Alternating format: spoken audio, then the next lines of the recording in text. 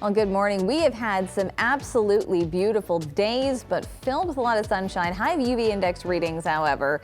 Let's take a live look outside over Golden from Lookout Mountain. A little bit overcast there, but a sprawling, beautiful view nonetheless. Thank you so much for being with us. I'm Shalima Maharaj. It is Sunday, June 14th.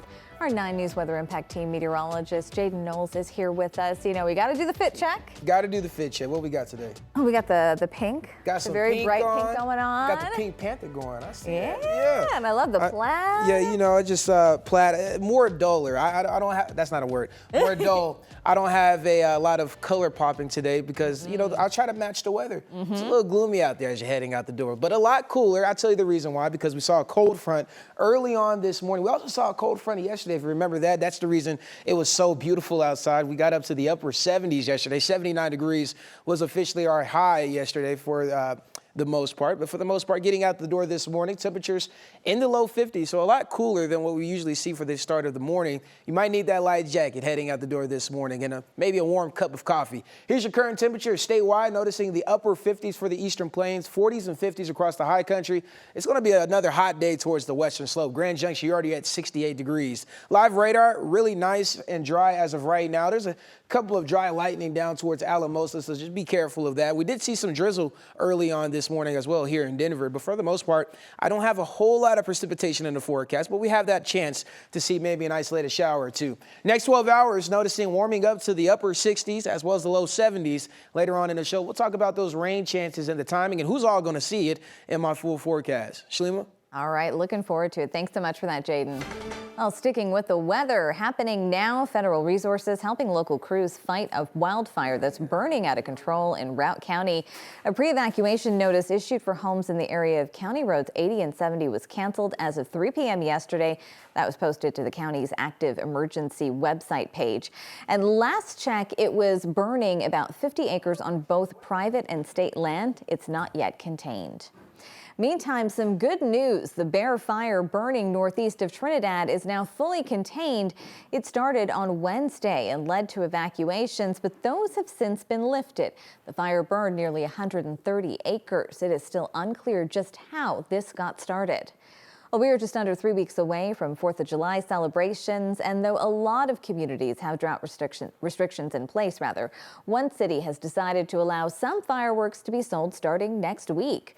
Aurora Fire is allowing fireworks that do not explode or leave the ground starting on Monday through the 4th.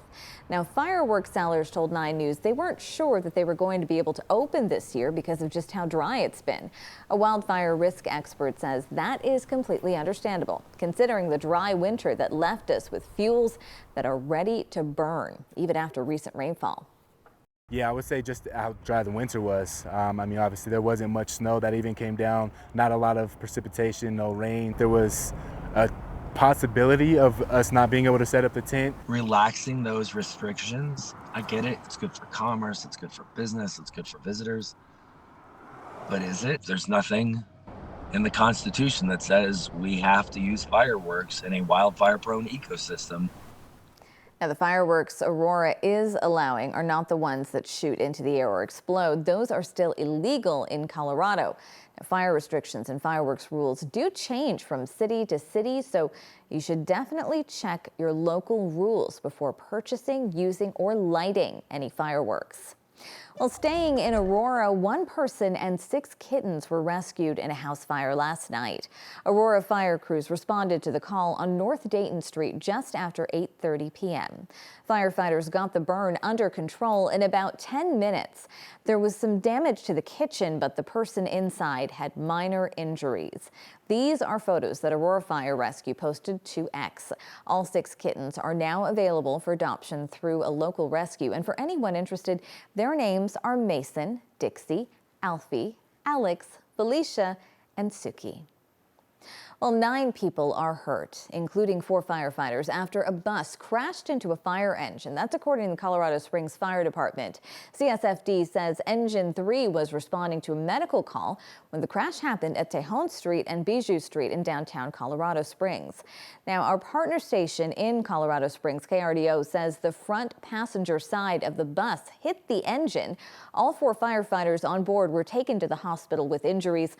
5 of the 7 people aboard the bus were also taken to the hospital. The fire engine is considered a total loss. Denver police, meanwhile, are asking for your help looking for a man convicted of child prostitution who skipped his verdict hearing. Carl Avery was found guilty of 6 counts related to child prostitution. He met with a 17-year-old girl in Civic Center Park and brought her back to his house at Aurora, where he traded meth for sex 3 separate times. He is also a convicted sex offender. Now, Avery failed to appear in court for the reading of his verdict on Thursday and has been declared a fugitive. Anyone with information is asked to contact 911 or Denver police. Well, Colorado Springs police are looking for a man who has been missing for 2 weeks, and now the police department is asking for your help. 71-year-old Donald Blackledge was last seen in Littleton, and police say he was wearing light blue jeans, a short-sleeved shirt, and a ball cap. He is believed to be driving a white 2004 Buick with Colorado license plates EET G35.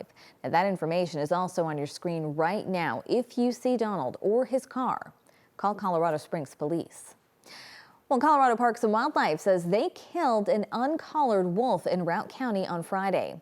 CPW says visual evidence confirmed this was the same wolf that was killing livestock in Rio Blanco County earlier this year and last year. They also say this wolf killed a few animals this week in Routt County. And according to CPW, this wolf was originally a part of the Copper Creek pack, but it broke off from the pack back in September of 2024. This is now the 15th wolf that has died since the reintroduction program began. Our partners at the Denver Gazette report there were 32 incidents of wolves killing livestock in 2025. Meanwhile, here is a reason to celebrate. Another major sport is back in Denver. A fan favorite Red Bull race took over Mile High on Saturday. Denver's soapbox race features non-motorized DIY carts piloted by a 4-man pit crew and a driver. Now, before the race, each team performed a themed skit. The cart driver then went down a 30-foot tall ramp before racing through a series of obstacles, all without brakes. Now, 46 teams entered this year's race.